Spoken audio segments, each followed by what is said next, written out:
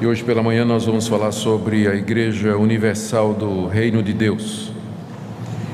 A razão pela qual nós escolhemos falar sobre essa igreja é que ela é a mãe de muitas outras igrejas parecidas.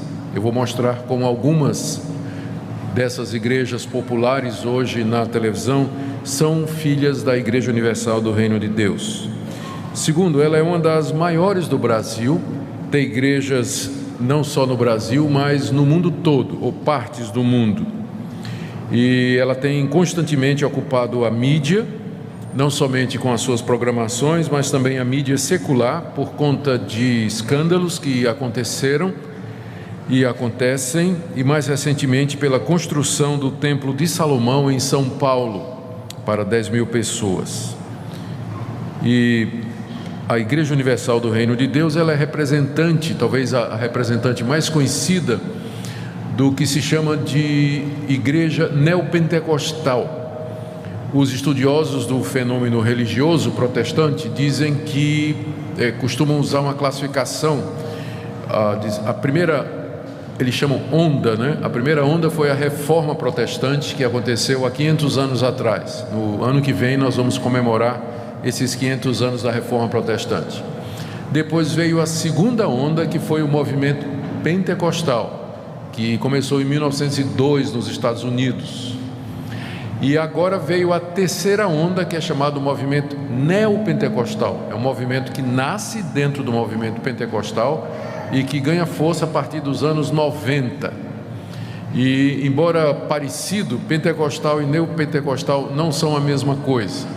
Eles têm coisas em comum, mas a Assembleia de Deus, por exemplo, é uma igreja pentecostal e ela não concorda com muita coisa que a Igreja Universal do Reino de Deus faz, que é uma igreja neopentecostal. Se você pergunta o que é que nós somos, nós somos da primeira onda, né? Nós somos da igreja reformada evangélica. Não nos classificamos em nenhuma dessas outras duas. E conosco estão os batistas, os metodistas, aquelas igrejas que a gente chama de histórica, né? Luteranos, episcopais, anglicanos, a relação é grande. Como sempre nós temos feito aqui, nós procuramos utilizar como fonte de estudo das religiões aquilo que elas produzem, para não sermos acusados de injustos ou de fazer uma caricatura ou passar uma imagem falsa do que as outras pessoas pensam. Então esse estudo é baseado nas publicações do bispo Edir Macedo e de teólogos da Igreja Universal, como por exemplo J. Cabral, que é o mais conhecido.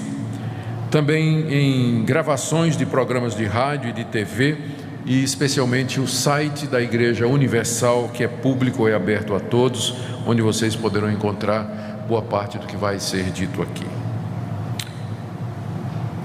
Muito bem, dito isso, nós vamos orar, pedindo que o nosso Deus nos ajude nesse estudo, porque o nosso alvo é certamente compreender a verdade e segui-la aonde ela nos levar. Aonde ela nos levar. Pedimos, nosso Deus, que nessa manhã Tu instruas o nosso coração.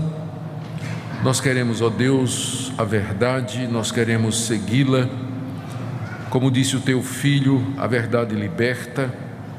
E eu peço que se alguém aqui nessa manhã, ou que nos acompanha pela internet, e que ainda não compreendeu a Tua Palavra nos seus pontos fundamentais e cruciais, que hoje seja um dia de libertação pela verdade. É o que nós te pedimos em nome de Jesus. Amém. Queridos, o fundador da Igreja Universal é o carioca Edir Macedo. Ele nasceu em 54. Portanto, tem a minha idade. O pai dele era comerciante e 61, pode parar de fazer a conta. Então, o pai dele era comerciante, e eram de uma família católica, praticante. Em algum momento na sua adolescência, Macedo se torna evangélico e vai frequentar uma igreja chamada Igreja Nova Vida, do bispo Macalister, que era uma igreja pentecostal no Rio de Janeiro. Aos 21 anos, ele sai da Igreja Nova Vida e é consagrado pastor na Casa da Bênção. Casa da Bênção, naquela altura, era uma das igrejas neopentecostais mais conhecidas no Brasil e vinha crescendo muito. e ele é consagrado pastor ali aos 21 anos de idade. 2 anos depois, aos 23, ele sai da Casa da Bênção. Ele já era pastor, sai da Casa da Bênção, juntamente com 2 outros pastores, um chamado Carlos Rodrigues, que ninguém mais sabe nada sobre ele, e outro chamado R.R. Soares. Então eles saem da Casa da Bênção e fundam a Igreja Universal em 1977. 3 anos depois ele briga com R.R. Soares, e R.R. Soares sai da Igreja Universal e funda a Igreja Internacional da Graça, que é conhecida também hoje, e a origem é neopentecostal, né? Ele, junto com Edir Macedo, saíram da Casa da Bênção, fundaram a Universal, depois se separaram. Em 1998, portanto 18 anos, 20 anos depois disso aqui, o Edir Macedo se desentendeu com um obreiro que vinha crescendo muito dentro da Igreja Universal e expulsou o obreiro. O nome dele era Valdomiro Santiago, que sai e funda a Igreja Mundial do Poder de Deus, e que cresceu a princípio roubando ou tirando membros do Edir Macedo. Foi uma guerra na época, não é? O Valdomiro Santiago se declara bispo nessa igreja que ele começou, constitui um colegiado de bispos que logo em seguida declaram que ele é apóstolo. Então Valdomiro Santiago é apóstolo na igreja que ele mesmo fundou. E em 2006, Valdomiro Santiago teve uma briga com um bispo que saiu e fundou a Igreja Apostólica Plenitude do Trono de Deus. Estou falando de Agenor Duque. Então, essas grandes igrejas neopentecostais que estão na mídia hoje e que atraem atenção pela maneira às vezes estranha, bizarra, não é?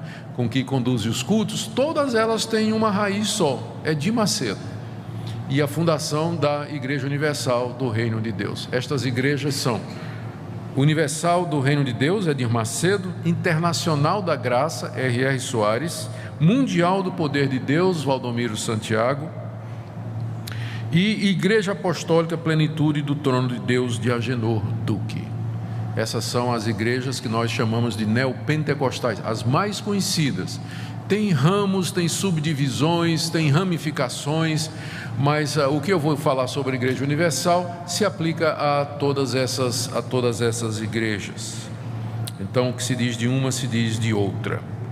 A Igreja Universal cresceu muito depois da sua fundação, levantou muita polêmica, inclusive na mídia secular, por conta das suas práticas, e investiu pesado na televisão.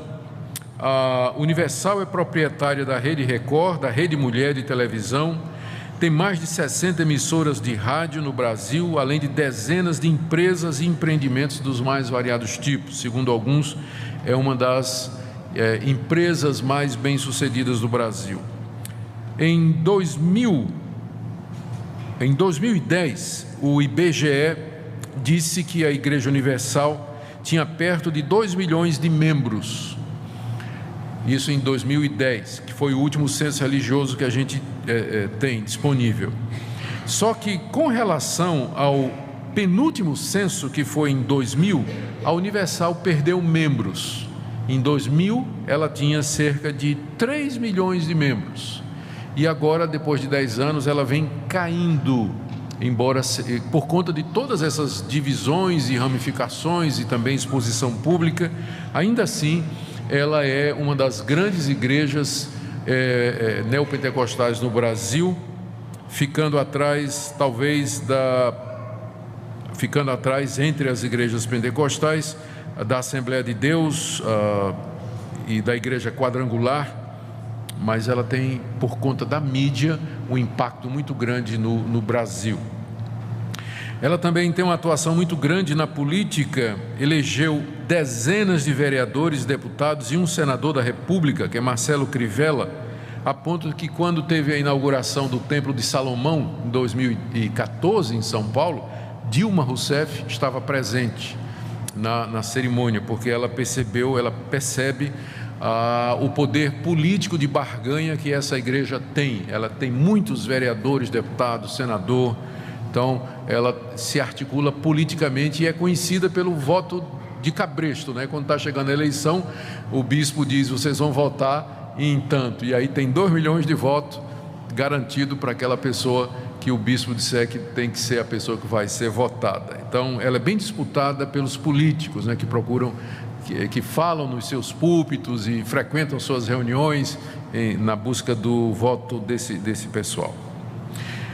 Muito bem, vamos ver algumas doutrinas e práticas da igreja. À medida que eu vou falando, eu vou fazendo alguma análise crítica também. A Universal, até por conta da origem dela, ela vem do pentecostalismo, ela declara acreditar nos seguintes pontos que ela tem em comum com as igrejas evangélicas: crê na Trindade, como os evangélicos creem; na divindade e na humanidade de Jesus, como os evangélicos creem; no céu, no inferno, no julgamento final; na Bíblia, como a palavra de Deus; na realidade do pecado, na necessidade de salvação, ressurreição dos mortos, vida eterna, segunda vinda de Cristo. Então, se você for olhar isso aqui, você vai dizer: a Igreja Universal é uma igreja evangélica, porque ela acredita nessas coisas, como os evangélicos também acreditam. Mas ela, além disso, ela acredita naquilo que as igrejas pentecostais acreditam. Por exemplo, a crença no batismo com o Espírito Santo como sendo uma segunda bênção, alguma coisa que acontece depois da conversão; a prática das línguas estranhas durante os cultos e, particularmente, a cura divina. Então, essas 3 coisas a Igreja Universal compartilha com as igrejas pentecostais. Mas ela tem também aquelas práticas que são as mais importantes e que colocam essa igreja dentro do grupo das igrejas neopentecostais, que é a teologia da prosperidade, os ministérios de libertação de pessoas oprimidas por demônios e a utilização de objetos ungidos no culto.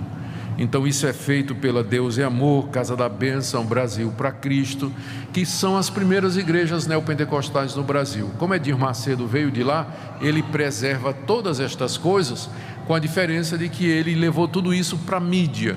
A Casa da Bênção, por exemplo, Deus é Amor e Brasil para Cristo, eles não gostam de mídia, de televisão, de rádio, não, rádio sim, mas televisão não. Mas Edir Macedo levou tudo isso ao público quando ele investiu pesado em televisão. Então, a Igreja Universal, ela é uma igreja neopentecostal com todas essas crenças e práticas. Vamos tentar agora fazer uma análise crítica daquilo que ela acredita e fazer uma comparação com a convicção das igrejas da Reforma Protestante, nas quais nós nos incluímos. A primeira crítica que nós faríamos é com relação à visão de mundo que é passada na Igreja Universal e nas igrejas neopentecostais. É o que a gente chama de cosmovisão. Cosmovisão é o conjunto de crenças que nos ajudam a enxergar a realidade. É os óculos que você usa para ler o mundo. Então, todo mundo tem uma cosmovisão. Aquilo que você acredita, as suas experiências, os seus pressupostos, as suas crenças, tudo isso vai influenciar a maneira como você lê a realidade. A cosmovisão da Igreja Universal é de um mundo povoado de demônios e anjos maus que estão procurando achar as mínimas brechas para se apossar da vida das pessoas, crentes ou descrentes. Para o típico membro da Igreja Universal, tudo de ruim que acontece é obra de algum demônio. Se a pessoa fica doente, é um demônio. Se a criança está agitada ou inquieta ou irritada, é um demônio. Se um filho virou homossexual, foi demônio. Se alguém contraiu AIDS, é um demônio. Se perdeu o emprego, é demônio. Se tem um sonho mau, um pesadelo, é um demônio querendo oprimir. Então, essa visão de mundo é uma visão povoada de demônios, espíritos maus que estão detrás de cada esquina, de cada árvore, esperando só a oportunidade para destruir sua vida e fazer com que a sua vida seja completamente desgraçada e não tenha mais sentido. Então, o Edir Macedo, nos seus livros, ele claramente atribui aos demônios a destruição dos lares e do casamento, a prostituição, o homossexualismo, o desemprego, enfermidades como epilepsia, AIDS e até feridas incuráveis. Então, essa é a visão típica dessas igrejas, ou seja, que o mundo está de fato controlado e povoado desses espíritos maus. Bom, o que é que nós diríamos a isso?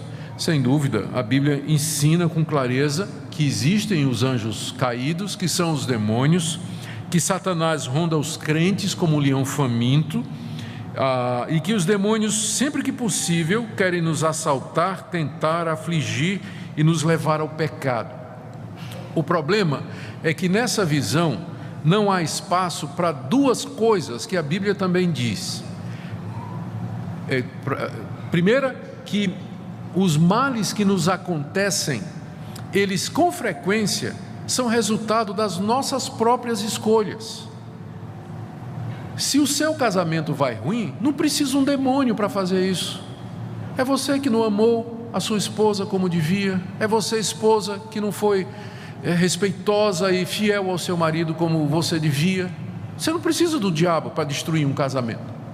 Você não precisa do diabo para beber e atropelar alguém na rua e ter que pagar por isso o resto da sua vida.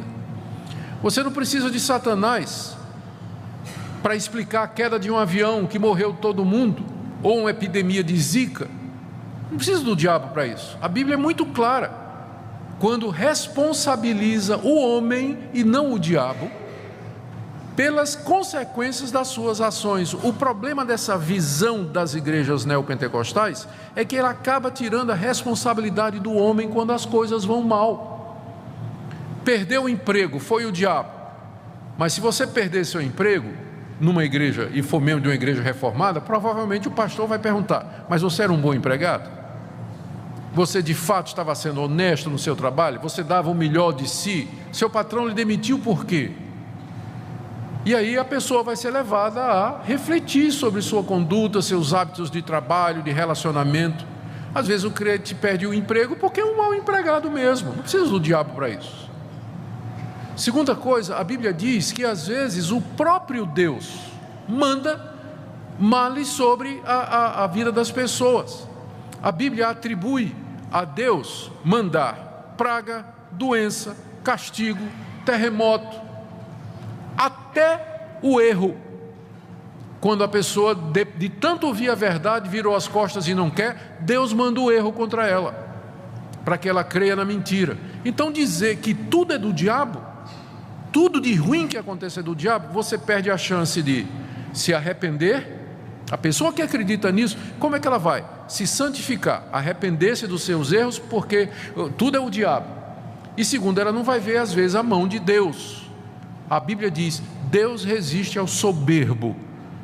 Tudo está dando errado na sua vida, você diz: é o diabo. Olhe de novo, às vezes pode ser Deus, a mão de Deus contra você. O que é que Deus quer fazer? Quebrar você, humilhar você, fazer com que você se arrependa, com que você mude de vida. Então essa visão da Igreja Universal, e que é das igrejas neopentecostais, ela é reducionista, ela impede o crente de conhecer toda a verdade e de se desenvolver espiritualmente aqui nesse mundo. Produz uma mentalidade estreita, atrofiada no que diz respeito ao crescimento espiritual.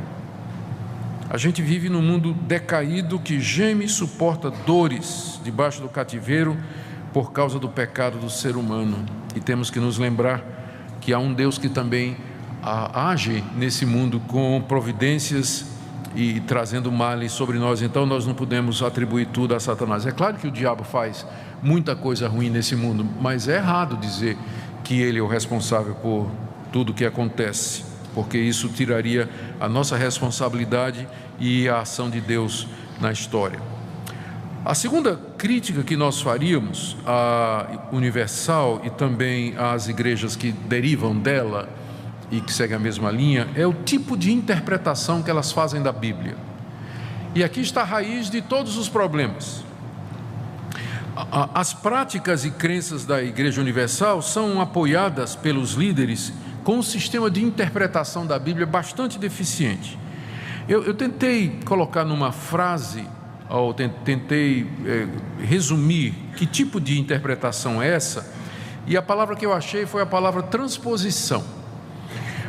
Parece que para Edir Macedo e os teólogos da Igreja Universal e das igrejas neopentecostais, a Bíblia é um livro que registra experiências que as pessoas tiveram com Deus e que podem ser repetidas exatamente da mesma forma nos dias de hoje com o mesmo poder. Por exemplo, Josué não cercou as muralhas de Jericó e ao som das trombetas elas caíram? Assim também você pode comprar por um preço módico uma trombeta de plástico na Universal e tocar para derrubar as muralhas da sua vida. Transpõe a história bíblica para a realidade. Moisés não usou uma vara para abrir o Mar Vermelho? Então, você pode adquirir uma vara ungida com a qual você vai... Tem uma história, né, de um cidadão que fez isso é uma das histórias antigas, né? Ele comprou uma vara de Moisés, adquiriu, e foi dito a ele que onde ele batesse com aquela vara, Deus ia dar a bênção. Ele saiu e bateu num carro novo que estava estacionado, disparou o alarme e era do delegado. Deu problema, né? Deu problema. Mas há pessoas que fazem isso, né? Moisés não fez, por que nós não podemos fazer? O cajado de Jacó, os aventais de Paulo, que eram usados para expelir demônios. Salomão não construiu um templo para o louvor e para a glória de Deus? Por que nós não podemos construir um templo como eles construíram agora em São Paulo? Então, essa é a visão que eles têm da Bíblia. A Bíblia é um livro que tem histórias de pessoas que tiveram experiências com Deus. Então, Deus é o mesmo. Nós vamos repetir essas experiências. Da mesma forma que Deus abençoou aquelas pessoas, Deus também vai abençoar você. Abraão não levou 369 homens escolhidos da sua casa que lhe deram a vitória na luta contra os reis de Sodoma e Gomorra? Então, nós temos 369 bispos e pastores aqui na igreja com a oração dos 369 que vai dar vitória para os seus problemas. Não foi no Vale do Sal que Deus deu a vitória a Israel contra os seus inimigos? Pois aqui na igreja você vai passar no Vale do Sal e todos os seus problemas serão resolvidos. Qual o problema com esse tipo de interpretação? O problema com esse tipo de interpretação é que ela ignora o fato de que a Bíblia não é um registro de experiências religiosas com Deus que pode ser repetido, mas a Bíblia é o registro dos atos salvadores de Deus na história, e que esses atos, eles têm um propósito, eles têm um significado, e eles são progressivos, eles vão crescendo, e estão unidos entre si. Quando Deus derruba as muralhas de Jericó, quando Deus dá a Moisés o poder de abrir o mar com o cajado, quando ele faz cair pão do céu durante 40 anos para sustentar o seu povo, ele estava demonstrando o seu poder num determinado período da história, fazendo registrar esses eventos para que nós, sem a necessidade de repetir esses milagres, creiamos que ele é o Deus soberano, Senhor de todas as coisas. A Bíblia não me autoriza a repetir isso, porque Deus não prometeu que Ele faria esses milagres todos, outra vez e sempre. E o problema também é que esse tipo de interpretação parece atribuir aos objetos, às coisas que foram usadas nesses milagres, um poder mágico, como nós vamos ver mais adiante. Eles esquecem qual é o papel da Bíblia. O papel da Bíblia é revelar a ação salvadora de Deus que culmina na pessoa de Jesus Cristo. É por isso que a gente sempre recomenda ao crente: não faça da Bíblia uma caixinha de promessas. Sabe o que é a caixinha de promessas? Era uma caixinha de plástico onde tinha versículos. Eu me lembro quando era menino, minha mãe tinha uma, né? Versículos da Bíblia assim. Aí, o que é que você fazia de manhã? Você abria a caixinha de promessa, tirava um versículo, lia, aquele era o versículo do dia. Muito parecido com o horóscopo, né? É o horóscopo do crente, era a caixinha de promessa. Então, aquele versículo, tudo bem, é a palavra de Deus, Deus pode usar aquilo ali, mas qual é o problema disso? Você está tirando um texto do seu contexto. Aquela palavra ali, ela foi dita dentro de uma história que está sendo contada, e só faz sentido à luz daquela história. né? Só faz sentido à luz daquela história. Por exemplo, você podia um dia tirar aquela passagem de Isaías: um ao outro ajudou e ao seu companheiro disse, esforça-te. Eu já vi isso até ser lema de sociedade interna de igreja, né? Um ao outro ajudou e ao seu companheiro disse, esforça-te. Só que vai ler lá em Isaías o contexto: é um idólatra dizendo por outro: vamos cortar uma árvore, pegar a madeira, vamos fazer um ídolo. Um ao outro ajudou e ao seu companheiro, que era o santeiro, disse, esforça-te. É o que dá você ler trecho da Bíblia sem ler o contexto. Então é chamadas caixinhas. Então é mais ou menos isso, né? Porções selecionadas da Bíblia que são usadas com base para repetir ou para encenações, rituais ou, enfim, práticas que têm como objetivo trazer aquele mesmo poder antigo de Deus para os dias de hoje. Esse é o tipo de interpretação que justifica todas essas práticas que nós encontramos nessas igrejas neopentecostais. O conceito de salvação. Como é a salvação? O que é que eles ensinam sobre salvação? A Igreja Universal, ela é arminiana, ou seja, ela não crê na soberana eleição e predestinação de Deus.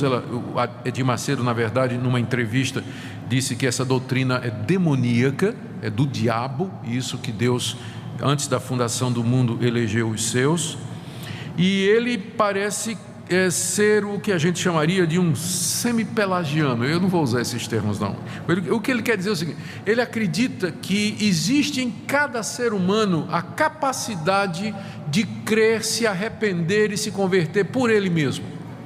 A diferença é que nós ensinamos que o homem não tem essa capacidade, que o pecado afetou o homem de tal maneira, quando eu falo homem é genérico, a raça humana, o pecado afetou a humanidade de tal maneira que nenhum ser humano é capaz de crer por ele mesmo, de se arrepender dos seus pecados e buscar a Deus para ele mesmo. Na linguagem bíblica, ele está morto, completamente morto para as coisas espirituais. É preciso que Deus venha ao seu coração, regenere o seu coração, ilumine a sua mente, dê vida àquela pessoa para que ela possa se arrepender e crer. Senão ela não vai fazer isso, porque o pecado impede, o pecado sepultou todas as capacidades espirituais do homem. Mas Edir Macedo, eu vou citar aqui o que ele diz no livro dele: em todos os seres humanos, quer religiosos ou não, existe no mais profundo de suas almas uma pequena chama de fé,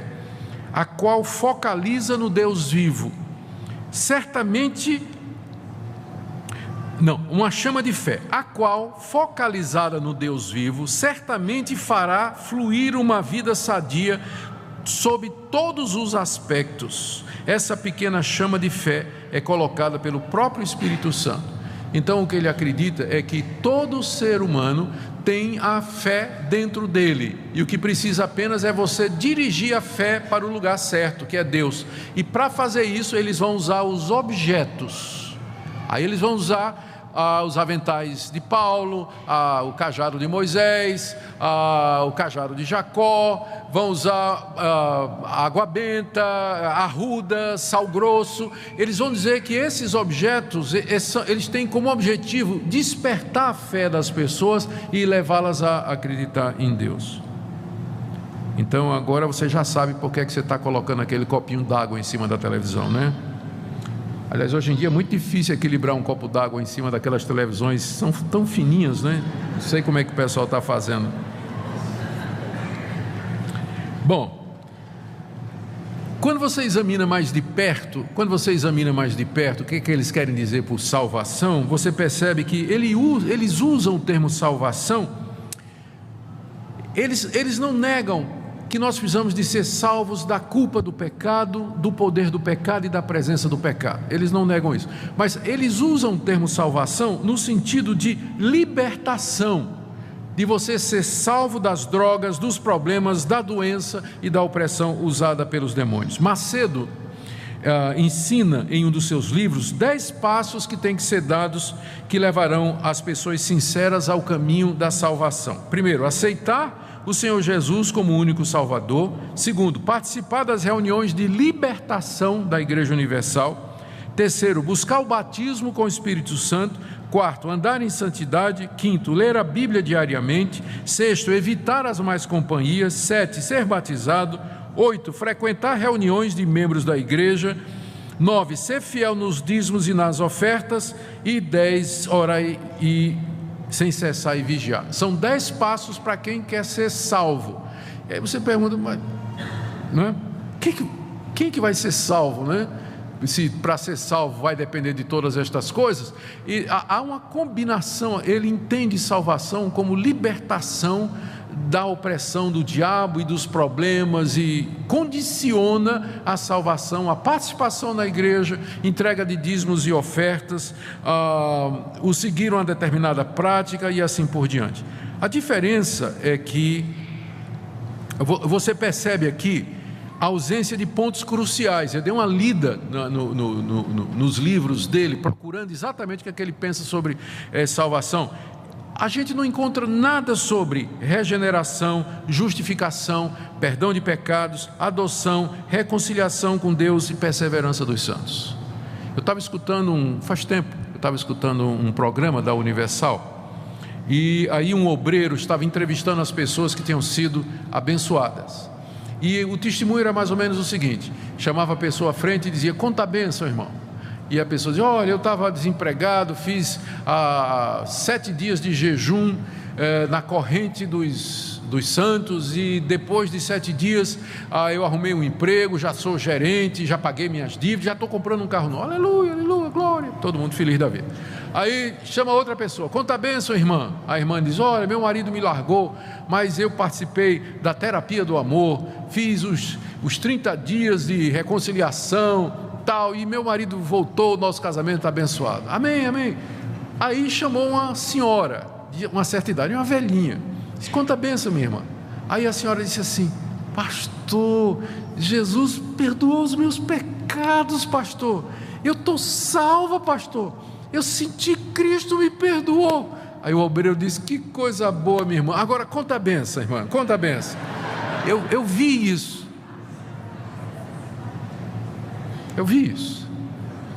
Entende o que eu estou dizendo? Quer dizer, eu creio que aquela senhora se converteu de verdade, não é? Apesar do que é ensinado lá. Mas é que na hora da bênção, quando fala em bênção, a bênção é material mesmo. A salvação tem a ver com a libertação dos problemas, das doenças, da opressão e desse tipo de coisa. Macedo também, aliás, isso aqui eu não sei se é o Macedo, isso aqui eu tirei do site da Igreja Universal, sobre a salvação pode ser perdida. É dito lá, está lá no site: a salvação precisa ser constantemente cultivada para ser mantida. Infelizmente, há pessoas que não tomam os devidos cuidados para mantê-la, e a consequência disso é a morte espiritual. Não está errado no sentido de que o crente ele deve ser zeloso, ele deve viver a vida cristã com intensidade, seguir os meios de graça, participar dos cultos, ler a Bíblia, orar, não é? Fazer isso, mas não é isso que vai garantir a ele a salvação. Ele é salvo pela graça de Deus em Cristo Jesus, é salvo porque Deus o amou e o elegeu, e Cristo morreu por ele, o Espírito Santo regenerou e o selou. É isso que vai sustentá-lo, é a mão de Deus. Não é ele que segura na mão de Deus, é Deus que segura na mão dele, e ele vai ser salvo porque Deus não muda e os seus propósitos são eternos. Vamos para mais um ponto aqui da Igreja Universal, que é cura divina. Como nós falamos, o Edir Macedo entende que as doenças são resultado direto da operação de espíritos malignos. Epilepsia, AIDS, tumores, tudo isso é encarado como sendo causado por essas entidades. Inclusive é possível, na cosmovisão dessas igrejas, você fazer uma relação entre determinados demônios e as doenças que eles produzem. Então tem espíritos maus que são especialistas em câncer, ou que são especialistas em AIDS ou outro tipo de doença, não é? O Macedo vê a atuação dos espíritos especialmente nas doenças mais difíceis de sarar. Eu vou ler aqui uma entrevista que ele deu à Veja, nas páginas amarelas, alguns anos passados. Ele disse: há pessoas que têm feridas nas pernas que não cicatrizam nunca. Por quê? Aquilo é um espírito que está alojado ali, ou seja, tem um demônio ali alojado naquela cicatriz. Aquilo é um espírito. Aqueles que têm dor de cabeça constante, daquelas que não há médico que descubra a causa, pois bem, isso é um espírito. Isso é um espírito. Então, doenças incuráveis, dor de cabeça constante, males que a medicina não resolve, ele diz que isso é a presença de um demônio. O demônio se alojou no corpo da pessoa e causa esse tipo de coisa. Ele vê a cura divina, e aqui é um ponto que nós chegamos aqui quase que no coração do pensamento da Igreja Universal. Edir Macedo acredita que a vontade de Deus é sempre curar o crente, ou as pessoas. Deus sempre quer curar, sempre. Se a pessoa não é curada, é porque faltou fé. Faltou fé, mas não, a culpa não é de Deus. Deus sempre quer curar as pessoas. E ele diz isso com base numa interpretação que ele faz nessa passagem que nós lemos durante o culto de Isaías 53. A passagem que diz que pelas suas pisaduras nós fomos sarados. Isaías 53. Acompanhe aqui comigo, porque é importante você entender esse raciocínio. Voltando lá àquela passagem. 53 de Isaías, versos 4 e 5. Certamente Ele tomou sobre si as nossas enfermidades, e as nossas dores levou sobre si, e nós o reputávamos por aflito, ferido de Deus e oprimido. Mas Ele foi traspassado pelas nossas transgressões e moído pelas nossas iniquidades. O castigo que nos traz a paz estava sobre Ele, e pelas suas pisaduras fomos sarados. Então, Edir Macedo vai dizer, olha aqui, o profeta Isaías diz que na cruz do Calvário, Cristo levou não somente os nossos pecados, mas também as nossas doenças, não é? Diz aqui, Ele tomou sobre si as nossas enfermidades, e no final do verso 5 diz, pelas suas pisaduras nós fomos sarados. E aí você junta isso, Mateus capítulo 8, por gentileza, abra aí. Chegada a tarde, Mateus 8, a partir do verso 16. Chegada a tarde, trouxeram a Jesus muitos endemoniados, e ele meramente com a palavra expeliu os espíritos e curou todos os que estavam doentes, para que se cumprisse o que fora dito por intermédio do profeta Isaías: ele mesmo tomou as nossas enfermidades e carregou com as nossas doenças. O próprio Mateus interpreta Isaías desse jeito. Ele diz que o ministério de curar de Jesus era cumprimento daquilo que Isaías tinha dito, que ele levou sobre si as nossas doenças e as nossas enfermidades. A partir daí, então, Edir Macedo diz que da mesma forma que Deus deseja nos perdoar os pecados, Ele também deseja curar as nossas doenças, porque Cristo morreu pelos dois. Cristo levou nossas doenças e os nossos pecados na cruz. Portanto, a cura é um direito do cristão. Daqui você agora pode entender, porque ele diz, você tem que reivindicar a Deus a cura. Você tem que determinar a cura, porque é um direito seu que Cristo conquistou na cruz. Será que essa interpretação está correta? Vamos pegar primeiro a questão do pecado. É verdade. Em primeiro lugar, nós temos que dizer que ele está correto, até porque Mateus confirma, né? Ele está correto em dizer que na cruz Jesus levou não somente os nossos pecados, mas levou também as nossas doenças. Isso aí é verdade. Então, o que Cristo fez na cruz foi amplo, foi não somente para nos redimir a alma, mas também o corpo. Então, Cristo fez isso na cruz. Nesse ponto ele está absolutamente correto. Mas a grande questão é como é que Deus aplica o que Cristo fez na cruz a nós pecadores. Tomemos o caso do pecado. Na cruz, Cristo levou os nossos pecados sobre si, não é verdade? Ele levou. Então, a pergunta é, os efeitos disso eu experimento completamente nessa vida? A resposta é não. Por quê? Porque Deus administra o perdão de pecados em 3 fases. Primeiro, Ele me concede o perdão da minha culpa. Quando eu me converto, eu sou perdoado da minha culpa. Deus tira a culpa do meu pecado. Mas o pecado continua em mim, não continua? E aí vem a segunda etapa, que é a santificação. Deus começa a quebrar o poder do pecado em mim. Esse é um processo que dura a vida toda, até minha morte, e é progressivo aqui nessa vida. Mas eu vou morrer com o pecado dentro de mim. Terceira fase, Cristo me liberta da presença do pecado, na ressurreição dos mortos, quando eu terei um corpo imortal, perfeito, igual ao corpo de Cristo. Então, na cruz, Cristo levou meu pecado, só que isso é administrado em etapas.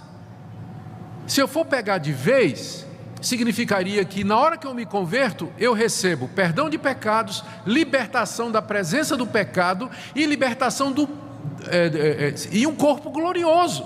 Mas não é isso que acontece. A gente é perdoado aqui, mas a gente continua pecando e só vai se livrar do pecado na vinda de Cristo Jesus. Eu quero dizer a vocês que é da mesma forma que Deus administra a cura. Deus pode lhe curar aqui, você pode pedir e Deus pode lhe curar aqui, mas não significa que você vai ficar isento de doença, porque ela vai voltar de um jeito ou de outro. Você vai ter outras doenças, à semelhança do pecado.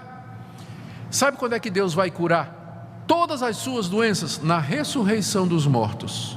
Quando você ressuscitar dos mortos num corpo glorioso, perfeito, aí sim você vai ter um corpo livre de doença, imortal. Ou seja, tudo que Cristo fez na cruz é aplicado por Deus na história até o fim da história, quando Cristo vier. Então está errado você dizer que com base na cruz, você pedir a Deus que Deus lhe dê libertação completa e total das doenças aqui nesse mundo. Seria a mesma coisa você dizer para Deus: Deus, tira de mim todo o pecado, eu não posso mais pecar, eu não quero mais pecar aqui nesse mundo. A resposta de Deus vai ser: ainda não, tem que esperar a glória. Então, você pode e deve, nesse ponto aqui a gente aprende a lição. A gente não ora tanto pela cura quanto deveria. E a gente não lembra que a base da cura é a cruz de Cristo. Nós devíamos fazer isso mais vezes, pedir que Deus nos curasse. Mas você pode saber que Deus pode curar ou não. Vai depender da vontade dEle, porque Ele só vai nos libertar plenamente das doenças na ressurreição dos mortos. O erro de Edir Macedo é querer que o crente, ou dizer que os crentes podem receber tudo isso aqui e agora, e que Deus vai curar sempre, e que isso é alguma coisa que você pode reivindicar de Deus de maneira completa. Agora vamos para mais um ponto, que é a questão de possessão demoníaca. Possessão demoníaca. Bom, a igreja presbiteriana, ou os reformados históricos, as igrejas históricas, acreditam na existência dos demônios e na possibilidade dos demônios entrarem na vida de uma pessoa. Não tem como não acreditar. A Bíblia mostra casos desses, não é? Mostra casos desses, de gente que é tomada por um espírito maligno. O espírito entra na vida da pessoa, domina as suas faculdades. Às vezes, uma vez eu coloquei no meu mural no Facebook uma frase que deixou muitos amigos pentecostais e neopentecostais furiosos, né? Eu disse assim: depois que Satanás entrou em Judas, ele não caiu no chão revirando os olhos, falando em outra língua e babando pelo canto da boca. Ele saiu e foi vender Jesus por 30 moedas. Aí o pessoal ficou furioso, porque eu estava dizendo que possessão demoníaca não é só quando a pessoa está caindo no chão, falando numa voz diferente, não é, parecendo uma outra personalidade. Tem muita gente endemoniada, muito mais do que a gente pensa, e que não faz esse tipo de coisa. O problema da Igreja Universal é que endemoniado é só quem tem esses sintomas, né? Mas Judas não tinha sintoma nenhum, mas a Bíblia diz: Satanás entrou nele. E Judas não teve nada disso, ele saiu tranquilamente e disse: quanto é que vocês querem me dar para eu entregar a Jesus? Então quem é que causou mais prejuízos? Judas ou o endemoniado gadareno? Sem dúvida foi Judas, não é? Então tem muita gente endemoniada ganhando dinheiro vendendo Jesus hoje. E está endemoniado mesmo, está possuído por um espírito maligno e ganhando dinheiro vendendo Jesus do mesmo jeito. Do mesmo jeito. Então, cremos em possessão demoníaca, sim, não é? O problema é que isso é reduzido às vezes a uns coitados que têm esses episódios, né, físicos, né? E a gente esquece que o papel, ou que o pior tipo de possessão demoníaca é aquele tipo que aconteceu em Judas, em que Satanás domina a mente, o coração, e ele parece absolutamente normal, mas ele está empenhado em fazer o mal e destruir a igreja e a verdade. Outro ponto aqui é que Edir Macedo acredita que um crente verdadeiro pode ficar endemoniado. Então, cuidado, irmão. Ele diz que um crente verdadeiro pode ficar endemoniado. Eu vou ler aqui o que é que ele escreve. Num capítulo de um livro dele, sobre, o título é Caboclos, Orixás e Demônios, se não me engano. É um dos livros mais conhecidos do Edir Macedo. Ele diz assim, é um capítulo sobre possessão demoníaca de crente. Ele diz, esse capítulo não existiria se eu não tivesse visto constantemente pessoas de várias denominações evangélicas caírem endemoniadas, como se fossem macumbeiras, ao receber a oração da fé. Então, ele sabe que crente fica endemoniado. Qual é a base para ele saber disso? É que lá na Igreja Universal, presbiteriano, batista, metodista, luterano, tudo cai no chão endemoniado quando a oração de fé é oferecida. Pessoas de outras denominações caem endemoniadas. Mas será que tem uma relação de causa e efeito? O fato, vamos imaginar que seja de fato possessão demoníaca. Isso quer dizer que aquela pessoa, porque é membro de uma igreja evangélica, ela é crente de verdade? Não. Tem muita gente que frequenta as igrejas evangélicas, são membros, nasceram na igreja, foram batizados e tudo, mas não são crentes em Jesus, né? São de fachada, estão ali na igreja, mas de fato nunca se converteram. Uma pessoa dessa pode ser tomada por um espírito maligno? Claro, um pastor também pode. Tem pastor que não é crente, é lobo disfarçado de ovelha, ele pode ficar endemoniado também. Aliás, Judas é o tipo, né? Judas é o tipo disso, de gente que ganha dinheiro vendendo Jesus. Então pode ter um obreiro, um líder da igreja que pode ficar endemoniado. Mas a pergunta é, existe base bíblica para dizer que um verdadeiro crente, alguém que foi regenerado pelo Espírito Santo, em quem o Espírito habita, que foi selado pelo Espírito, eleito de Deus, por quem Cristo morreu, existe alguma base para dizer que um espírito imundo pode entrar na vida de uma pessoa dessa? A resposta é nenhuma base. Primeiro, não tem nenhum exemplo. Jesus, me diga um exemplo no Novo Testamento de alguém expelindo o demônio de um discípulo de Jesus. Nos Evangelhos, no livro de Atos, não tem um único caso de um discípulo de Jesus ter sido submetido a um exorcismo para resolver os seus problemas. Segunda coisa, me ache nas cartas que os apóstolos escreveram para as igrejas, onde havia pessoas com muitos problemas, pessoas doentes, pessoas opressas por problema financeiro, pessoas enfrentando dificuldade, me encontre uma única passagem em que, por exemplo, Paulo diz assim, se algum irmão está doente, chamem os presbíteros da igreja, orem com ele, impondo as mãos e expulsem os demônios que estão fazendo isso na vida desse irmão. Me encontre uma única passagem no Novo Testamento que recomende o exorcismo como solução para o problema de um crente. Não tem uma única passagem no Novo Testamento. Como é que os crentes resolvem os seus problemas? Eles se dirigem a Deus. Se o problema foi causado por uma atitude errada, ele vai pedir perdão a Deus, vai consertar os seus caminhos, vai procurar conselho com outros irmãos e vai fazer o que é certo. É assim que ele vai enfrentar os seus problemas. Se ele está doente, ele pode chamar os irmãos, orar com ele, toma remédio, crê em Deus e vai em frente. Mas expulsão de demônios nunca é apresentado no Novo Testamento às igrejas, aos cristãos, como solução para os problemas. Se aparecer uma pessoa endemoniada, nós vamos resolver. Em nome de Jesus, certo? Se de fato tiver uma pessoa endemoniada que visita a nossa igreja, que não é crente, visita a igreja e tudo mais, nós vamos resolver em nome de Jesus, não é?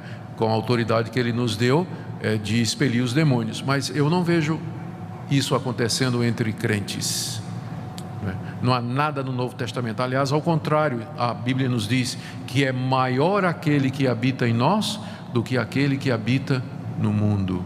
E está dizendo também que aqueles que são de Cristo, o diabo não lhe toca. Não lhe toca. Ah, pastor, mas e Pedro? Quando Jesus disse arreda Satanás, onde é que está dizendo? Lembra daquele episódio? Quando Pedro tentou dizer a Jesus que ele não devia ir na cruz, e Jesus voltou para Pedro e disse, arreda Satanás, porque não entendes das coisas de Deus, mas somente dos homens. Olha, Pedro estava possuído. Onde está dizendo que Pedro estava possuído? Pedro foi tentado pelo diabo, e Pedro disse uma bobagem, e Cristo viu por detrás das palavras de Pedro o diabo, e foi direto na fonte. Não tem nada ali dizendo que Pedro estava endemoniado ou opresso por um espírito maligno. Ah, mas e Saul no Antigo Testamento, que vinha um espírito que se apoderava dele? E quem disse que Saul era crente? Saul era um rei ímpio, que não era temente a Deus. Não há caso nenhum de crente verdadeiro opresso, possuído ou tomado por um espírito maligno, por Satanás. Então, essa é mais uma...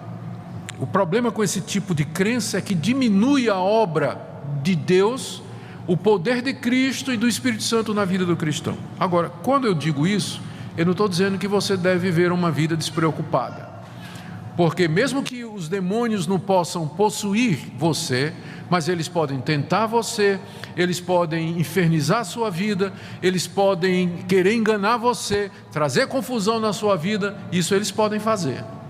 Eles não podem dominar você e tomar conta de você, da sua personalidade, invadir você como ele faz com quem não tem a Cristo. Mas com certeza isso não quer dizer que a gente não deva ficar alerta. A Bíblia está cheia de advertências do tipo assim, vigiai e orai. Ou então, cuidado que Satanás é como um leão que ruge ao redor procurando alguém para devorar. Mais um ponto da Igreja Universal e das igrejas neopentecostais em geral, que é a questão de maldição hereditária. Macedo afirma que existem espíritos familiares que acompanham as gerações de uma família, causando sempre os mesmos males e infortúnios. Eu vou ler aqui o que é que ele escreveu. Existe um espírito que só atua na destruição do lar. A especialidade desse espírito é destruir lares, tá? Ele se dedica só a isso. É chamado espírito familiar. Você pode verificar isso a partir das etapas que o casal enfrenta na vida. Isso é o Macedo dizendo. Esse espírito familiar normalmente vem dos pais. Então parece que ele acredita que esse espírito é transmitido por geração ordinária, não é? Então no DNA já vai o espírito familiar. Se eles são divorciados, o mesmo espírito que destruiu o lar dos pais vai tentar o lar dos filhos, dos netos, dos bisnetos. Isso é uma herança maldita. O espírito familiar passa de pai para o filho por todas as gerações, até que a pessoa tenha um encontro com Jesus, e aí corta-se a maldição. Eu concordo com ele que o encontro com Jesus corta qualquer maldição. A dificuldade é você acreditar que tem isso, né? Um espírito familiar que o pai transmite para o filho através de geração ordinária e que vai fazer na família do filho o mesmo que fez na família do pai. É assim que eles explicam o fato de que em determinadas famílias parece que existe um pecado predileto, adultério, né? O pai adulterou, o filho adulterou, o neto adulterou, e aí vai. Ou então alcoolismo, o bisavô era alcoólatra, o avô era alcoólatra, o pai era alcoólatra e ele também é alcoólatra. Então, né? E como é que explica isso? A resposta deles é espírito familiar. Então é a maldição hereditária. Tipo assim, quando ele diz um encontro com Jesus, ele quer dizer o seguinte: você é crente, você se converteu, você vem de uma família assim destruída, família onde todo mundo adulterou, né? Todo mundo adulterou, e você se converteu a Jesus Cristo. Se você não quebrar essa maldição, você vai adulterar também, porque aquele espírito de adultério está na família. A quebra de maldição geralmente inclui uma cerimônia do tipo em que a pessoa renuncia às obras dos pais, pede perdão pelos pecados dos pais e renuncia ao adultério e a toda obra maligna ali na sua vida. Tem que ser feita por um obreiro dessas igrejas, é quase que um ritual, e aí se chama quebra de maldição. A grande dificuldade com isso, nós já mostramos, primeiro, a ideia de que espíritos se transmitem de pessoa para pessoa, de pai para filho e assim por diante. E a segunda é a ideia de que você pode estar amaldiçoado, mesmo sendo crente, por conta dos pecados que aconteceram com os seus antepassados. Ah, pastor, mas não está escrito lá em Êxodo capítulo 20, quando fala do segundo mandamento: não farás para ti imagem de escultura, não as adorarás nem lhes darás culto, porque eu sou Deus zeloso, que visito a maldade dos pais nos filhos, até terceira e quarta geração daqueles que me aborrecem? Sim, mas é verdade, mas quem faz isso é Deus, né? Não o Espírito, mas é Deus que faz isso. Se você ler Ezequiel 18, quando o profeta Ezequiel comenta Êxodo 20, o profeta diz: vocês nunca mais em Israel vão citar Êxodo 20, porque o que é que os judeus na época do profeta Ezequiel estavam dizendo? Eles estavam para ser levados no cativeiro. Eles disseram: nossos pais é que pecaram, nós é que estamos sofrendo as consequências. Isso é injusto, não é? Eles estavam se referindo a Êxodo 20, onde Deus diz que castiga o pecado dos pais nos filhos. Estão dizendo: isso não é justo. Meu pai que comeu a uva verde e meu dente é que ficou embotado. Então não está correto isso. Aí o profeta Ezequiel chega da parte de Deus e diz: mas não é isso não é essa a interpretação correta. A alma que pecar, essa viverá. O filho não vai ser castigado pela iniquidade do pai, só se andar no caminho do pai. É isso que o mandamento quis dizer. Deus castiga a maldade dos pais nos filhos, se os filhos andarem nos mesmos caminhos do seu pai. Aí castiga tudo, pai, filho, neto. Enquanto andar nos caminhos maus, o castigo vem.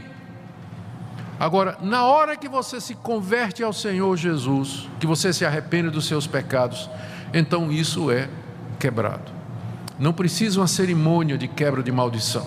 A conversão é a resposta de Deus para todas as maldições, culpas, erros que você cometeu. Como está escrito: se alguém está em Cristo, é uma nova criatura. As coisas velhas já passaram, tudo se fez novo. Você não precisa de nenhum ritual numa igreja de quebra de maldição, porque se você é de Cristo, Ele já levou na cruz toda a sua culpa. Mais uma. Ceia do Senhor. Aqui é estranho. O Macedo ensina uma coisa estranha com relação à ceia do Senhor. Deixa eu ler para vocês o que ele diz. A carne de Cristo atraiu todas as nossas doenças e enfermidades.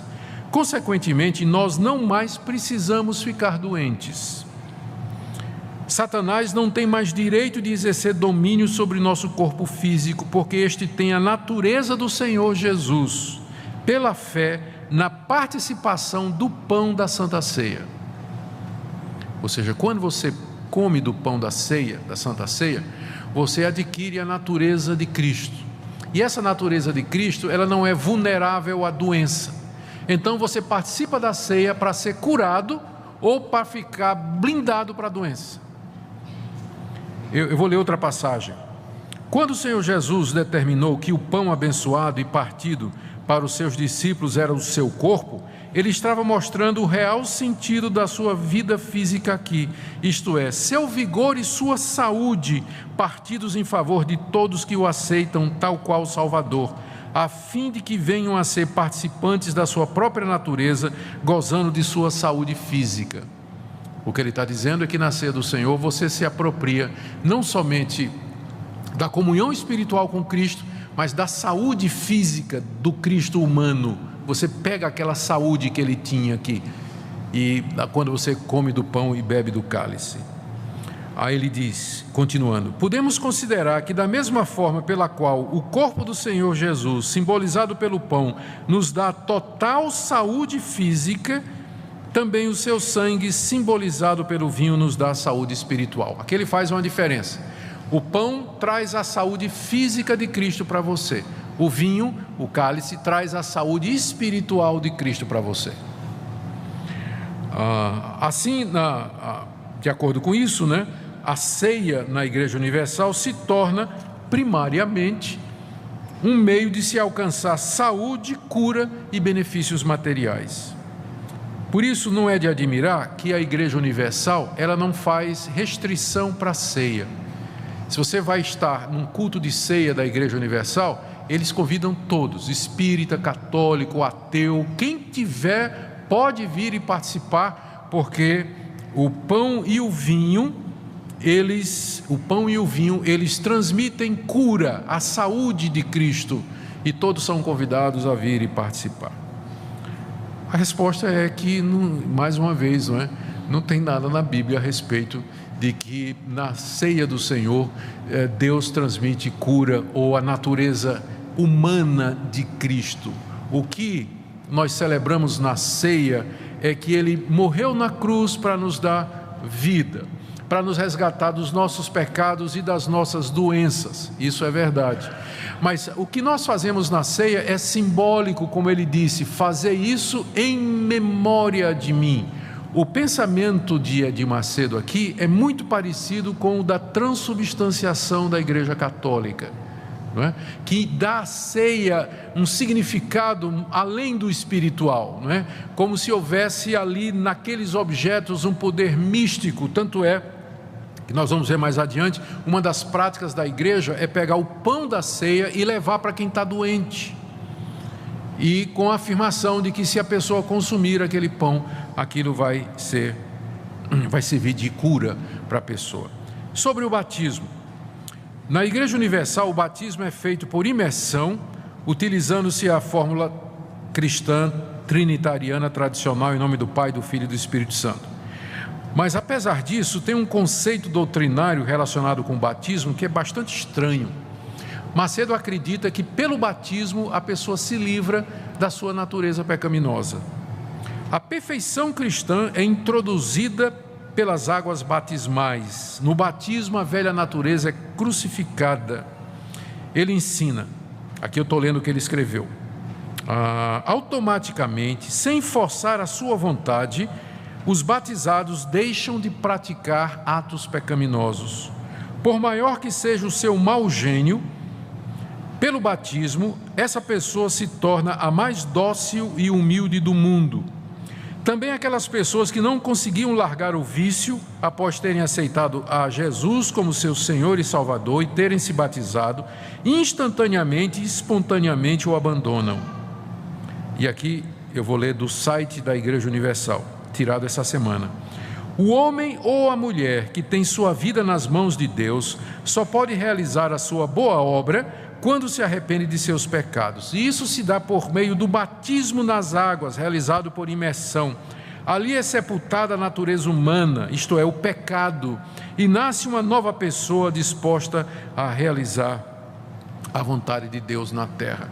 Ou seja, o conceito de batismo lá é bastante diferente do conceito das igrejas históricas bíblicas. E o batismo é o símbolo da aliança que Deus tem conosco, dessa nova vida, mas é um símbolo.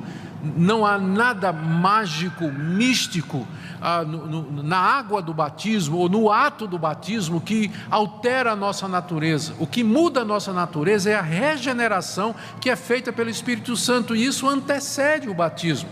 Pode anteceder o batismo, ou vir depois dele, no caso de batizar uma pessoa que não é crente, mas que se converte depois, que a gente deveria tentar prestar atenção nisso. Mas não que o ato do batismo em si seja a regeneração ou a mortificação completa da natureza. Então, é inaceitável esse tipo de pensamento. Estamos correndo aqui, gente, já para o fim, tá? Dízimos e ofertas. Na Igreja Universal, eles são considerados tão sagrados quanto a palavra de Deus. Eu tirei do site da Igreja Universal. A Universal crê que os dízimos e ofertas são tão sagrados quanto a palavra de Deus. Tirei isso essa semana do site deles. Os dízimos significam fidelidade e as ofertas o amor do servo para com o seu Senhor. Todos os que servem a Deus têm o direito a uma vida abundante. É o que o Senhor Jesus afirma no livro de João. Eu vim para que tenham vida e tenham em abundância. Então, de acordo com a Igreja Universal, que considera os dízimos e ofertas tão sagrado quanto a palavra de Deus, as bênçãos de Deus, quer materiais, tipo prosperidade, saúde, emprego, bens, ou espirituais, libertação, cura, elas são derramadas ao fiel em proporção ao tamanho da oferta dada. Está muito ausente na Igreja Universal o conceito bíblico de que os crentes devem ser fiéis no dízimo e contribuir para a causa do Evangelho, sustento dos pobres e necessitados, sem visar recompensa. A Bíblia não nega isso, na verdade a Bíblia nos encoraja a contribuir com frequência, com regularidade, com fidelidade, mas sem esperar nada em troca. Fazer isso por gratidão a Deus e amor ao próximo. Mas o que você tem na Igreja Universal é o conceito de troca. Olha o que é que ele diz aqui, no livro dele. Eu ensino que quanto mais dinheiro alguém der, maior será a bênção recebida de Deus. De acordo com o tamanho da fé, a pessoa faz a oferta. Para que alguém alcance as riquezas de Deus, é preciso manifestar uma fé. Em 1995, comentando o crescimento da igreja, ele afirmou, nessa entrevista à revista Veja, por que a Universal cresce? É porque está trazendo benefício para as pessoas. Caso contrário, a igreja desapareceria. As pessoas estão recebendo, está havendo uma troca com o Criador. Esse conceito de troca. Deus quer abençoar você materialmente, espiritualmente, mas isso vai ser feito na base de troca. Quanto maior a sua oferta, quanto maior o sacrifício que você faz, mais Deus vai devolver em termos de bênçãos materiais e espirituais. Ela identifica assim a prosperidade financeira como sendo um sinal evidente das bênçãos de Deus sobre a vida de alguém. Aqui você não percebe aqueles conceitos evangélicos de reconciliação com Deus, perdão de pecados, adoção, entre outros. Macedo enfatiza que as ofertas e dízimos são a chave que abre os tesouros da graça e do poder. Ele escreveu o seguinte: quando nós pagamos o dízimo a Deus, Ele fica na obrigação de cumprir a sua palavra, repreendendo os espíritos devoradores que desgraçam a vida do ser humano, atuando nas doenças, acidentes, vícios, degradação social e em todos os setores da atividade humana, os quais fazem o homem sofrer. Quando somos fiéis nos dízimos, além de nos vermos livres desses sofrimentos, passamos a gozar de toda a plenitude da terra, tendo Deus ao nosso lado, nos abençoando em todas as coisas. Então, aqui é claro o pensamento da Igreja Universal, que é o que caracteriza a chamada teologia da prosperidade. E esse tipo de compreensão de dízimos e ofertas e de troca com Deus está presente em todas aquelas igrejas que saíram da Universal. Elas, na verdade, giram em torno disso. Encorajar os fiéis a contribuir, dar e dar. Quando o dízimo é pouco, fala-se no trízimo, fala no dízimo dos dízimos. Eles têm muitas maneiras de arrecadar, de fazer com que as pessoas entreguem o que tem e o que não tem para a igreja, sempre prometendo as bênçãos de Deus em troca, bênção material e bênção espiritual. E porque as pessoas não conseguem fazer uma diferença, elas pensam que toda igreja evangélica é assim, não é? Pensa que toda igreja evangélica é assim, e isso não é verdade. Correto é que nas igrejas históricas, desde o período da Reforma até o dia de hoje, em todas as igrejas tradicionais, batistas, presbiterianas, metodistas, congregacionais, cristã evangélica, o sistema de contribuição dos crentes pelo dízimo e pela oferta sempre houve, mas sempre o apelo é gratidão a Deus. Deus abençoou a sua vida, Deus já lhe deu muito mais do que você merece. Há pessoas que precisam de ajuda da igreja, ao trabalho missionário que precisa ser mantido, há instituições da igreja que precisam ser sustentadas. Então, em retribuição, em gratidão a Deus, você contribui.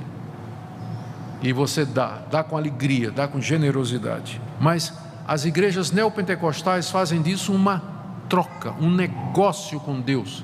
Deus está obrigado, se você der, Deus está obrigado a pagar de volta. Objetos ungidos. Já estou chegando no final. Eu disse isso há meia hora atrás, né? Então vocês nem acreditam mais em mim quando eu digo isso. Isso aqui é interessante, porque uma das características de todas essas igrejas é o uso de objetos. A Igreja Universal usa elementos em seus cultos que são tirados das superstições populares do Brasil e das religiões afro-brasileiras. Ela faz um sincretismo. Então, olha o que é usado nos cultos da Igreja Universal e dessas outras igrejas. Sal grosso, que vem do espírito da Umbanda, que é para tirar os maus espíritos. Rosa ungida, que é usada nos despachos e nas oferendas a Iemanjá. Água fluidificada, para trazer influência espiritual para o corpo humano. É aquela água que vai em cima da... Ainda ontem eu estava vendo um pastor fazer isso na televisão. É aquela água que vai em cima da televisão ou do iPhone, né, agora. Fitas e pulseiras semelhantes àquela do Senhor do Bonfim. Ramo de arruda, que é usado para afastar as coisas mais. E uma quantidade enorme de apetrechos. Kit de beleza da Rainha Esther, para aquelas irmãs que querem ficar mais bonitinhas. Pensa que eu estou brincando, né? Mas eles venderam o kit de beleza da Rainha Esther, para aquelas irmãzinhas que gostariam de ser um pouquinho mais bonitinhas, né? Então, ele mesmo. Fora, teve um tempo aí que eles estavam emagrecendo gente. Tinha o que é que tomava? Eles estavam vendendo alguma coisa, você tomava, você ficava magro, perdia 30 quilos da noite por dia, eu não sei como era. Tinha uma fila enorme lá. Bom, eles dizem que esses objetos, eles não... O Edir Macedo, a bem da verdade, a gente tem que ser justo, né? Ele diz, esses objetos, eles não são mágicos em si, né? Eles não têm poder em si, eles são pontos de contato para a fé. Lembra aquela fé que ele diz que está no coração de todo mundo, que pode ser dirigida para Deus? Então esses objetos têm como propósito dirigir a fé para Deus. Só o que é que acontece?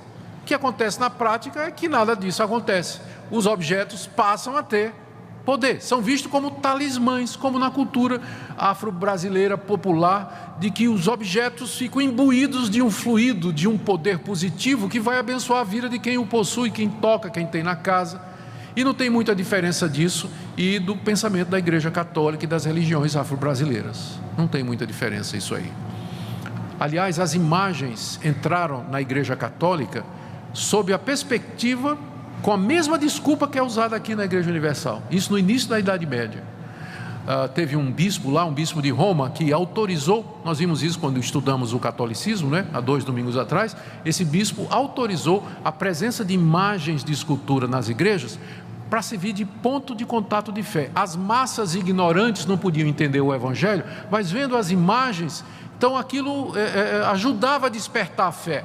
O que é que aconteceu? O propósito era didático, né? Mas o que é que virou? Adoração e veneração das imagens. Na Igreja Universal eles vêm com o mesmo argumento. Esses objetos é um ponto de fé, é apenas para despertar a fé. E o resultado é que o quê? Acaba virando adoração, misticismo, veneração, uso mágico como se fosse um talismã. Aqui, ó, algumas citações que eu tirei de programas de rádio da Universal. Número 1. Muitas pessoas dizem que angústia e brigas em casa são coisas da época que vivemos. Isso é falso. São coisas resultantes da presença dos demônios. Às vezes querem ir à igreja, mas na hora de ir perdem a coragem ou acontece alguma coisa. Tudo que impede as pessoas de ir à igreja é demônio. Venha, vamos ungir o seu pé direito e desamarrar a sua vida. Então, você não vai para a igreja porque tem um demônio no que segura o seu pé. Então, se você ungir o pé direito, vai desamarrar e você vem para a igreja, né? Pronto, resolvido. Outro programa de rádio. Participe da campanha da Arruda contra os maus espíritos na última sexta-feira do mês. Temos a oração de descarrego com a Arruda, uma oração forte, muito forte para a sua vida. Então, orar com Arruda, né? O raminho de Arruda. Então, é oração forte. Terceiro programa. Venha receber o pão da cura, o pão da bênção, o pão do Espírito. Leve um pedaço de pão para um doente, ele vai ser curado. Isso no programa de rádio. Outra. Venha à Igreja Universal receber uma fita para colocar no seu braço. Você que hoje está com a fita vermelha, venha na próxima semana para receber um azul. Em que está escrito: persegui os meus inimigos e só voltei depois que os esmaguei. Venha, pois no domingo você vai receber a fita azul em todas as igrejas universal. Largue a fita do Senhor do Bonfim, dos santinhos, e venha receber a nossa fita azul da cor do céu.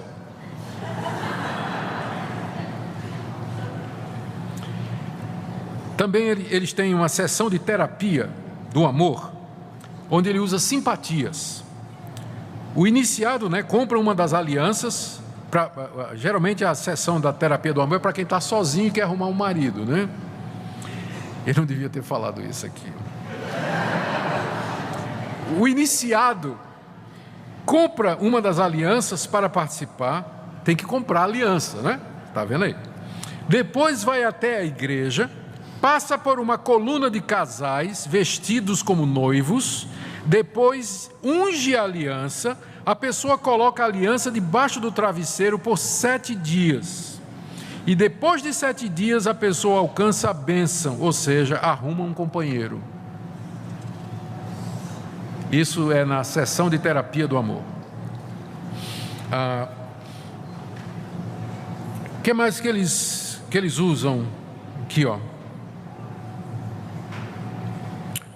Práticas: descarrego, corrente dos empresários, consagração dos dizimistas, porta da esperança, água benta, óleo de Israel, terra de Israel, terapia do amor, fogueira santa de Israel, corrente dos 70 apóstolos, vale do sal, vale da flor, pedra da tumba de Jesus, água benta do rio Jordão, rosa miraculosa, sal abençoado pelo Espírito Santo.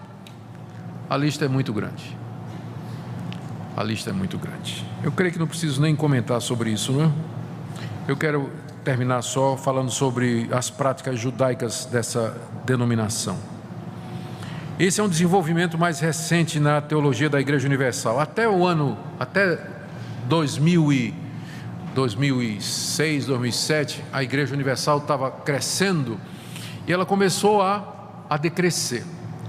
Então, os estudiosos, sociólogos da religião, o pessoal que estuda o fenômeno neopentecostal no Brasil, eles acham que esse foi um período que marcou uma mudança na Igreja Universal. Parece que Edir Macedo sentiu a necessidade de encontrar outros métodos de arrecadação, porque estava perdendo fiéis, e também se desvincular da imagem da antiga Igreja Universal, que é aquela pomba e tem o nome Jesus Cristo é Senhor, Vocês já devem ter visto, porque tem muitos templos da Universal por aí. Então, ele teve a ideia de dar uma nova cara à Igreja Universal e construiu uma réplica do Templo de Salomão, que começou em 2010 em São Paulo, foi inaugurado em 2014, para 10 mil pessoas, onde não tem mais o símbolo da pomba, não tem mais o nome Jesus Cristo é Senhor, pelo menos não tem lá no templo, Não tem mais. E ele agora começa uma nova fase, onde tem a mesma teologia antiga, só que agora as pessoas são encorajadas a vir ao local onde no Antigo Testamento era a centralização das ofertas e dízimos. Todo israelita, ele vinha 3 vezes ao ano no templo de Salomão em Jerusalém, onde ele trazia os dízimos anuais, trazia as ofertas, trazia ofertas de amor, trazia toda a arrecadação que era para ser trazida ao templo, para sustento dos levitas. Então o templo era o tesouro, era onde se concentrava toda a riqueza de Israel. Então agora, com a réplica do templo de Salomão, o apelo é feito exatamente nesse sentido. Aqui é a casa de Deus, aqui é o santuário do Senhor, aqui você pode chegar na presença de Deus, e aqui também que você vai trazer as suas contribuições, seus dízimos e suas ofertas. Então existe esse apelo. A gente não deve... A gente deveria ter imaginado que um dia isso aconteceria, porque lembra quando eu expliquei sobre a interpretação deles na Bíblia? Se você cercou a muralha de Jericó, se Josué cercou, eu também posso repetir isso. Se Moisés usou um cajado para abrir o Mar Vermelho, eu também posso fazer isso. Se Salomão construiu um templo, que era o local da habitação de Deus, eu também posso fazer isso. Então está na lógica deles imitar o Antigo Testamento. Qual é o problema disso? Lá no templo, que cabe 10 mil pessoas, ele tem levitas, então o pessoal que se veste de levita, ele tem os sacerdotes, que são os bispos, e eu só não encontrei como é que ele se considera, mas deve ser, seguindo a lógica, o sumo sacerdote, deve ser o próprio Edir Macedo, ele deve se ver assim, porque ele está no topo disso aí. Ele coloca agora um quipá e uma coberturazinha, eu esqueci o nome, que no judaísmo identifica o rabino e consagração a Deus. No templo, eu fiz aqui a relação das coisas que tem dentro do templo de Salomão. Tem uma cópia dos 2 tábuas de pedra da lei, um menorá, que é aquele candelabro de 7 braços. Ele se veste de rabino, enfim. Ele diz, olha, não se trata de um projeto denominacional, muito menos pessoal, mas algo tão glorioso que despertará a fé adormecida. Lembra desse conceito?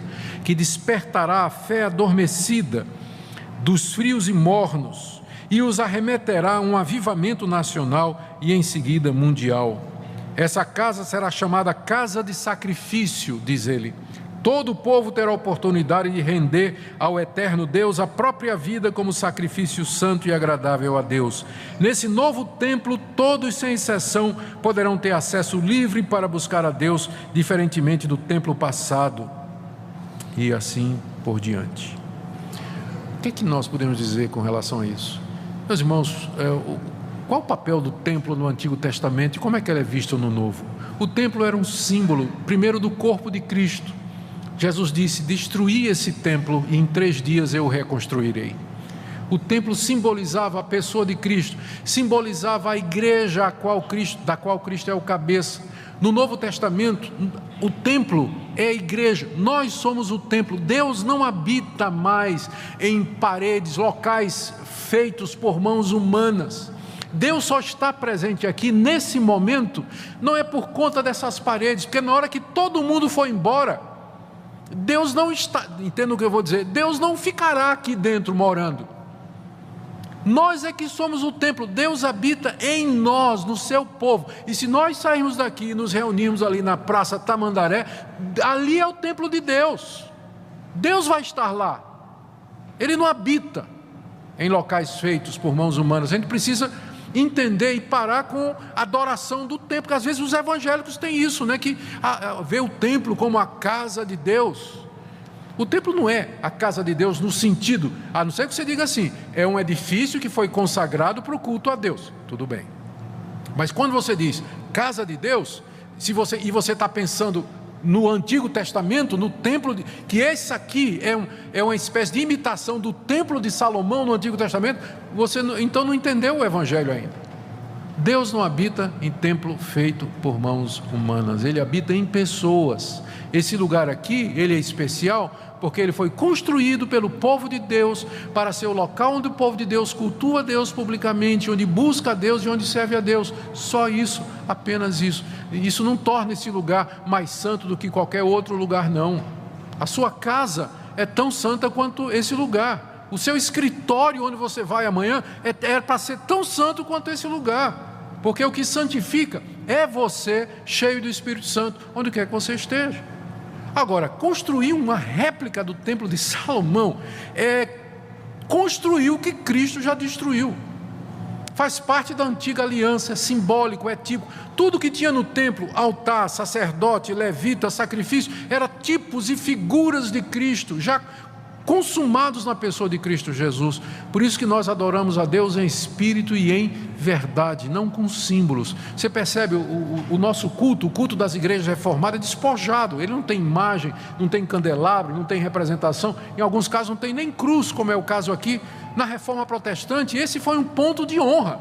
É tirar do local de culto todo o símbolo, porque ele acaba corrompendo e levando à idolatria. Então o culto a Deus é em espírito, não é com objetos. Para não dizer que não tem simbolismo na igreja histórica reformada, nós temos 2, mas ambos foram deixados por Jesus: batismo e ceia, só. A água do batismo, o pão e o vinho da ceia são os únicos elementos simbólicos autorizados por Jesus Cristo. Fora isso é idolatria. Você pode dizer, eu posso colocar um símbolo da cruz? Eu não vejo problema em colocar o símbolo da cruz, desde que você não faça isso para ela, tá? Cruz, tá? E raspe um pouquinho para levar para casa. Se for um símbolo apenas, pode ter, pode não ter, não vai fazer diferença. Se quiser um símbolo que era usado pelos cristãos no início do cristianismo, use aquele peixinho. Esse era o símbolo que os cristãos usavam no início, era o peixinho, porque a palavra peixe em grego, as iniciais significam Jesus Cristo, Filho de Deus Salvador.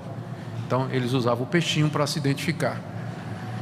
Mas nós não usamos exatamente por isso, porque queremos que o nosso culto a Deus seja em espírito e em verdade. Queridos, em conclusão, a nossa Igreja Presbiteriana do Brasil, em 2007, ela publicou um documento. Eu tive a oportunidade de ser um dos elaboradores do documento, em que foi feita uma análise da Igreja Universal do Reino de Deus, e nós fomos a primeira igreja evangélica no Brasil a dizer que a Igreja Universal, ela não pode ser considerada como uma igreja evangélica, ela é uma seita. Ela é uma seita, ela não pode ser considerada como uma igreja evangélica. Tanto é que se alguém se transfere da Igreja Universal para a Igreja Presbiteriana, ele tem que ser rebatizado.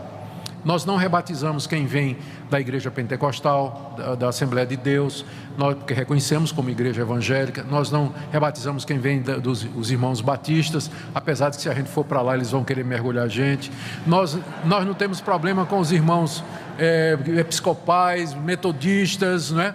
Mas se veio dessas igrejas neopentecostais, essas que foram mencionadas aqui, eles são rebatizados, porque nós não reconhecemos.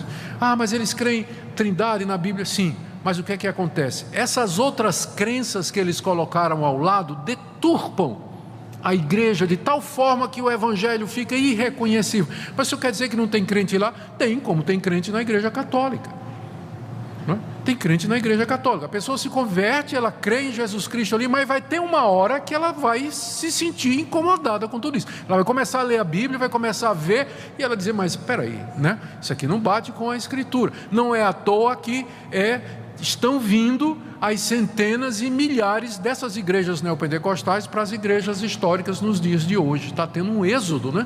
Está vindo muita gente dessas igrejas, exatamente porque elas não estão mais aguentando esse tipo de coisa. Tratamos com amor, nós respeitamos, mas a nossa posição é essa. A Igreja Presbiteriana, se você quiser saber, ela tem essa posição do seu Supremo Concílio, né? Já determinando isso aí. Muito bem, é isso. Nós vamos orar, terminando. Nosso Deus, nós queremos pedir que o Senhor nos livre do erro, nos ajuda, Senhor, a ficar firmes na Tua palavra. Nós também podemos errar, nós não somos imunes ao erro. E há erros, Senhor, na igreja presbiteriana, batista, nas igrejas históricas, por causa do nosso pecado e da nossa desobediência. Pedimos que nos faças ver, a enxergar com clareza a Tua vontade e o Teu querer. Oramos pelos Teus que estão nessas igrejas, que o Senhor os tire de lá, que o Senhor os ilumine, mostre a verdade, e que o Senhor livre os que são Teus de caírem em erros, ó Senhor, que prejudicam a vida cristã e atrapalham nossa caminhada aqui nesse mundo e trazem um péssimo testemunho ao mundo do que seja uma igreja evangélica. Pedimos que o Senhor nos guie em tudo, em nome de Jesus. Amém.